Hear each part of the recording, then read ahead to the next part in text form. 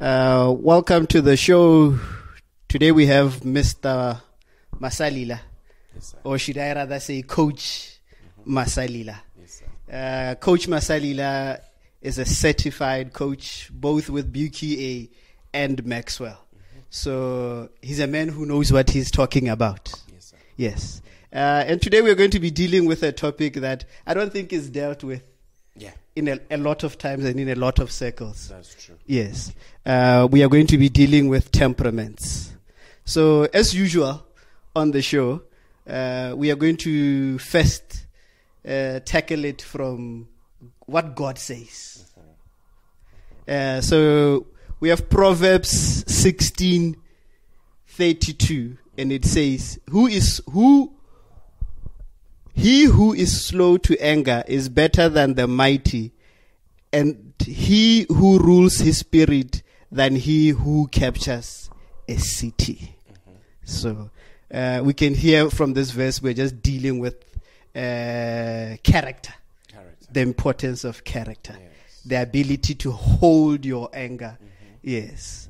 So I guess jumping straight into it, Yeah. what are temperaments? Temperaments, and thank you, MJ, for having me. Temperaments are very, very key aspects of our lives, and we call them personality types. They are what describes the type of personality you have. They are what brings out the person you are. They are reasons to why we do things and behave in certain ways. And like you said earlier, it's a character issue.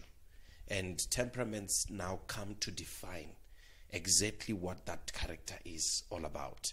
And one of the things that we need to note about them is we have inherited them from either one of our parents. They are genetically passed on to us. And they are first and foremost influenced by that, and also by the environment that you find yourself in or that you may have grown in. And one thing about temperaments is that they bring out the introverted side of you or the extroverted side of you. And these are the most two things that when you talk about why people do what they do, why people behave the way they behave, they are the main things that stand out. You would realize that certain career paths are taken by people who are either in one of these two. Certain decisions are made in life because of one of these two things. So this is what best, I would say, defines what temperaments are. I'm actually, as you are speaking now, I'm reminded of a story. I think I read an article somewhere. They were talking about the importance of comforting your baby while your baby cries. Or if you don't comfort your baby, Yes. and you just leave your baby there to cry, that hardens the baby. The baby. Yes. Yeah. So then you have this very hard and difficult grown person, and it is all because of the environment that they were in that then hardened them. Yes. Yeah. So temperaments are influenced from a genetic level, and they are also influenced by how we grow up, the environment that we have grown up. Yeah. And as I understand, temperaments are it's a personality. It's a or we personality. could, another word you could probably say a personality. Yes. Yeah. Yes. They're about personality. Okay. Yeah. And then what are the temperaments, or rather what types Yeah. are Yes. there? Yeah. If they are there. If they are there. Yes.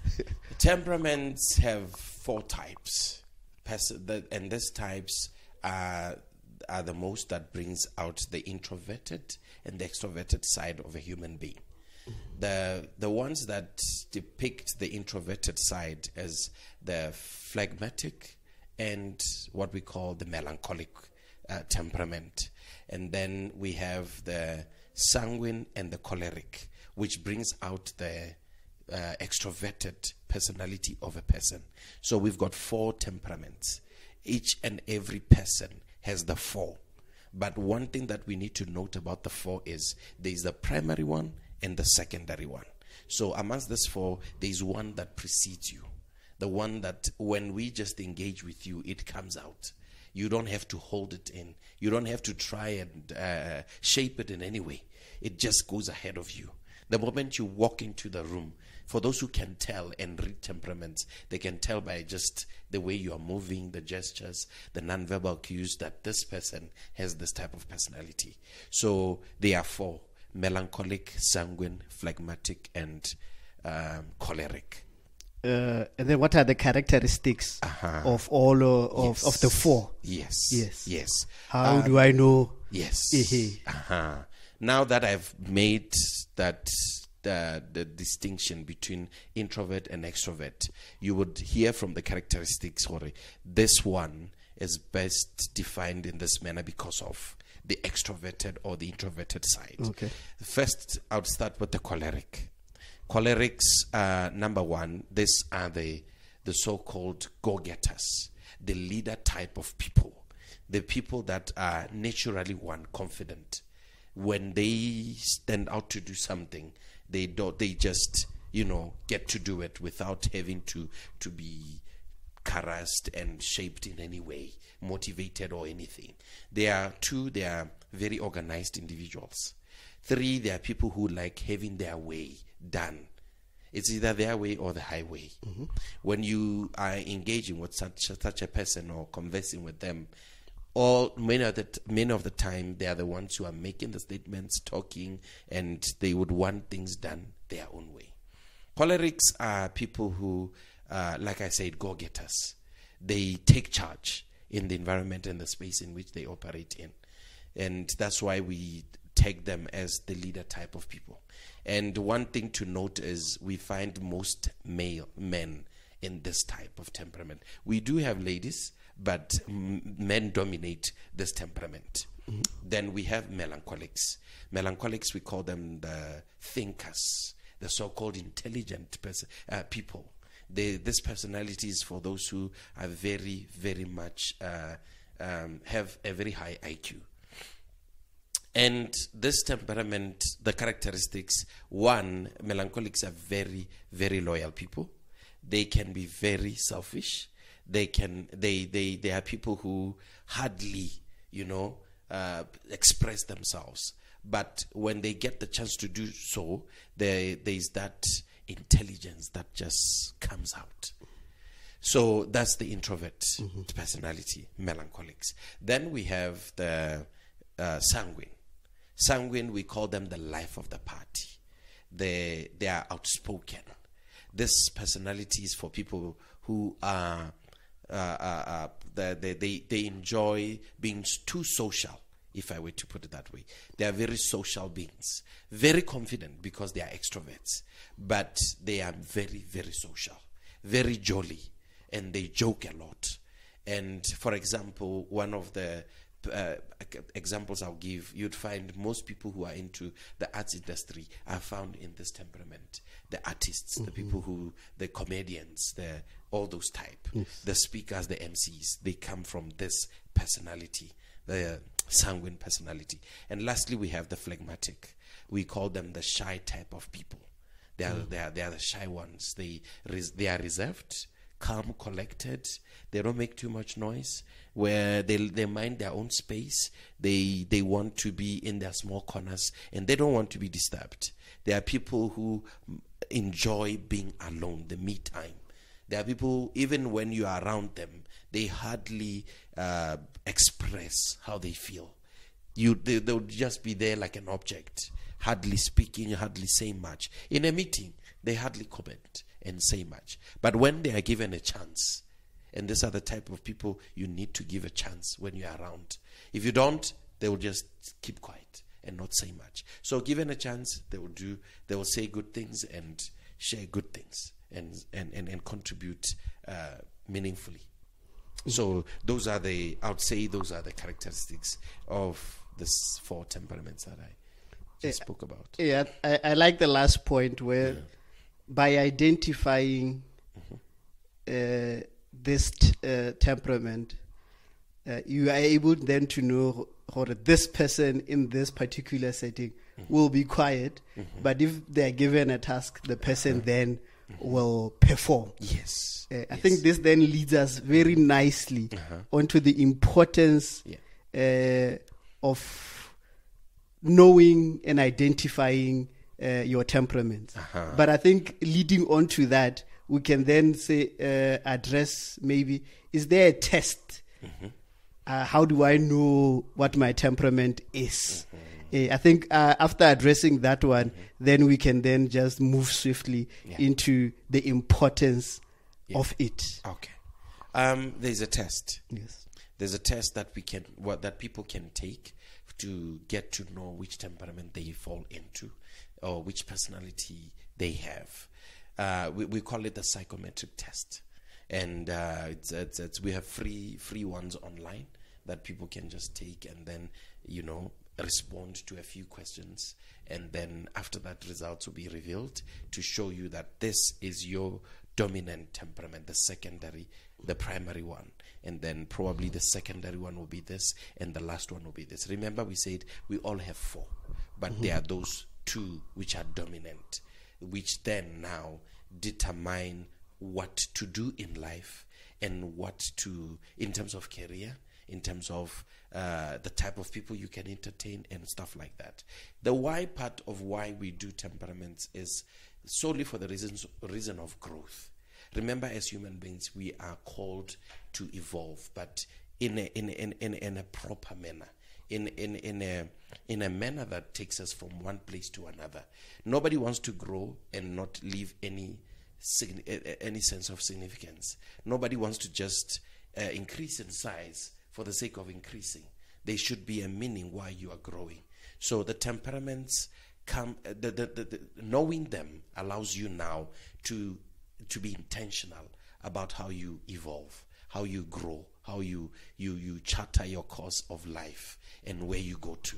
For instance, like we just mentioned, the characteristics, you'd realize that knowing the type of your temperament allows you to choose the type of career to go for. There's a dream in life, and there's what actually you can do in life. You see? And I like telling people that in life you either live or you exist. And many people are just existing in this life. They're just human beings who happen to be available in planet Earth. They are not living the life to the fullest. And knowing your temperament allows you to live it to the fullest, because now you are at a point where you know which career path to choose. Which place am I best suited to operate to my highest level of effectiveness? You see, you mentioned a scripture when we started, and one of the scriptures I can recall and paraphrase is where God is talking about being fruitful. He says, I'm the vine, and you are the branches. Every one of us is called to be fruitful. Yes. But if you are not being fruitful, you are not living the life as it should be lived. Yes. So knowing your temperament allows you to be fruitful in exactly what you are called to do in life. Yes. So the why part of why we need to know them is solely for growth and to become fruitful. Yes. Yeah. A couple of weeks ago, me and the wife, we had a conversation of the importance of knowing the person you are dating or you are in a relationship, knowing their temperament or their personality before getting married. I think in terms of, when you are talking of growth, that just came to mind. Yeah. Yes.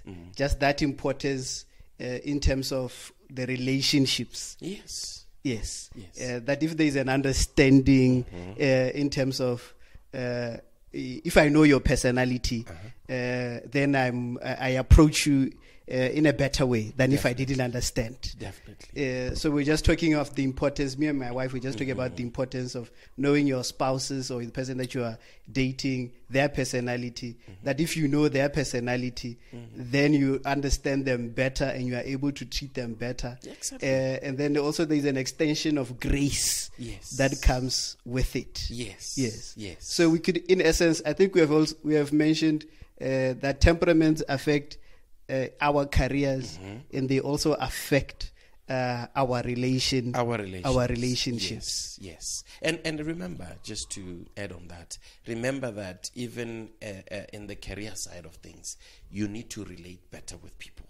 And knowing your temperament and their temperament allows you to now build that rapport and engage in a civilized manner. But I like the aspect you brought of relationships.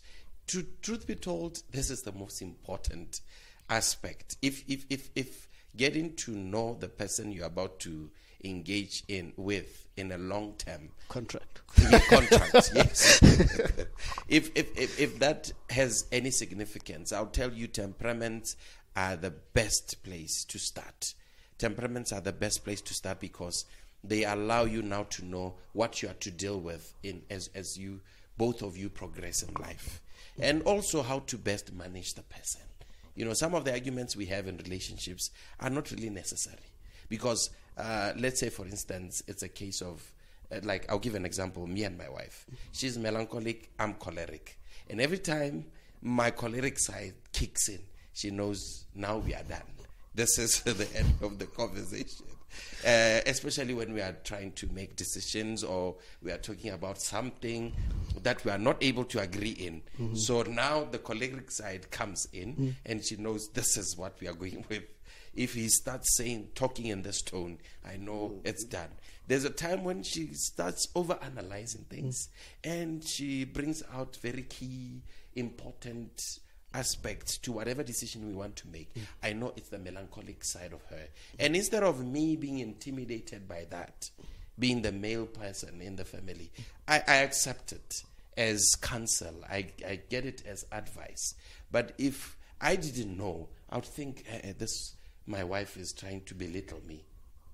Because melancholics are very, very intelligent beings. And they will overanalyze things. They'll come in and do checks and balances. And also on the aspect of relationships, you know, they even go to the bedroom life to that extent, where a choleric, for instance, sees sex as a goal. For them, love making in a marriage or in a relationship, or rather in a marriage, who makes love in a relationship? It's not allowed. Yes. But in marriage, love making, knowing your temperament allows you to also tell why the other person will react in certain ways. For instance, a choleric sees sex as a goal, right? And because of that, for them, after love making, they are off and gone into their business. They get into other things that they see to be very important for them to do. A melancholic, on the other hand, wants to cuddle. They want to hold. They want to, you know, be with you in bed. So if there isn't that awareness for both, the melancholic would think the choleric is using me. He's just in this to use me. You understand? The choleric would think, after all, we are done with this part. Can we move on to other things? So the understanding allows harmony in the family, allows people to flow well and all that. So they play a very key role in relationships. I think also, if we have an understanding of each other's temperaments, that is in the workplace and also in relationships. Because I think we have a tendency as human beings that people who are different from us or who do things differently from us, they somehow become the enemy. Yeah. Because somebody thinks in a different way and they address things in a certain way. We somehow box them. Okay, this one, because they operate in this way, they become the enemy. True. So I think further highlighting the need to know, to know each other's temperaments, especially as a team at work, especially as a couple, as a family, people we are in close relationship with, so that we don't become each other's enemies because we do not think the same way. No, true. Yes. True. So, can we change our personalities or our temperaments? Or is it something that we can change or we can alter? Truth be told, I'm of the argument that it's not easy you cannot change them, especially the primary one and the secondary one. On the aspect that they bring out the extrovert and introvert side of a person, that's the area you can alter to know when to know what face to bring in different circumstances, be it at work, be it in the relation, or in any circumstance. But for you to say, can a sanguine become a choleric? I don't think it's possible, because this is a genetically passed on thing, and also the aspect of the environment come into play in terms of which temperament you carry also makes it that difficult for a person to say, I can change. Maybe because of the environment, maybe we could think that, yes, for this other environment you are moving into, you might see yourself adapting and shifting, but it's not the change that we would deem the actual biological change. You can't change them. They remain as they are. All that is needed is understanding and acceptance and knowing how to deal with them for yourself and for the other person. I guess the change would be you knowing where you fall. In terms of the 2 and then the 4 that you mentioned. Yes. With that understanding, yes. I guess also knowing your triggers. Yes. That in this situation, I might likely just go off. Yeah. So instead of me now putting myself in this situation that might trigger something in me that I do not want to do around people, then it's best I avoid. So then I think it would be instead of a complete change, but then it could probably be a management issue. Issue. Adjusting to the right, because you see, the worst thing that can happen in people relating and interacting is doing that without awareness of who we are. That is to say, having your temperament rubbing on us too much, such that you don't exercise the right controls, the right measures, to say, I think at this time I need to reduce. At this time, this is a social gathering, maybe let me tone up a bit, let me respond in this manner, like for instance in a meeting where we are brainstorming at work and you are a phlegmatic and then you decide to zoom into your reserved mode. It's not helping the process. You need to know that at that space I need to at least open up and come out to contribute meaningfully. For instance, maybe it's a burial. It's a burial moment. We are just about to lay somebody to rest. And then you are a sanguine, the loud one, the always jolly one, the always shouting one. You need to know at that moment that I need to. Some people are bereaved, are grieving here. So let me try and reserve myself, reduce on the joking side. So it's the management side more than anything. So the actual change will be difficult, but the management is very important. To know when to be sensitive, to be this, to be that, and all that. I think it's a good thing that we actually have you here. Yes, sir. Knowing that you are a coach. Yes, sir. But something also is that you guys have a program that you guys run specifically for couples that you do with your wife. Yes. That is Unplugged. Yes. Yeah. So you are exposed in terms of both the professional and also in terms of the relational aspect of it. Yes. So I think just your last words and also give our people where they can reach you, how they can get in touch with you. Yes. But I think this is a topic that we are getting to unpack, and I'm sure there will be a part 2 of it, because this is something that is very important, especially in today's life, just how complicated and how difficult it can be, just to be able to pull yourself back and say, wait, this is another individual. They have their own personality. I cannot come and impose my personality onto them and then expect them to operate and do things the way that I want to do them. Yeah. Because I think of myself and my wife. My wife is a morning person. I'm not a morning person. My most productive time is in the evening. Her most productive time is in the morning. Yeah. Just that understanding alone helps. Yeah, true. Yes. Very true. So I think especially in terms of our relationships and especially in terms of marriage also, because that is a lifelong commitment that you have made. Yeah. So understanding your partner's temperament is very key. It's very key. Yes. It's So very I key. think your last words and where the people can get in contact with you. Yeah. And then hopefully, if you are available, there'll be a part 2. Of course. Yes, We yes. will. We will need to do a part 2 for sure. Yes. And I know that because the topic is broad. It has to be broken down in different aspects. Yes. So I think for me as a coach, this topic is very key. It's very important because before we can advise and train people, we have seen that it's important to bring out this aspect of temperaments in every engagement that we have and all that, because we are really in the business of growing people and having everybody become the best version of themselves. So one thing I'll just say to our listeners today is that life has no dress rehearsal. You see, like I said from the beginning, you either live this life or you exist in this life.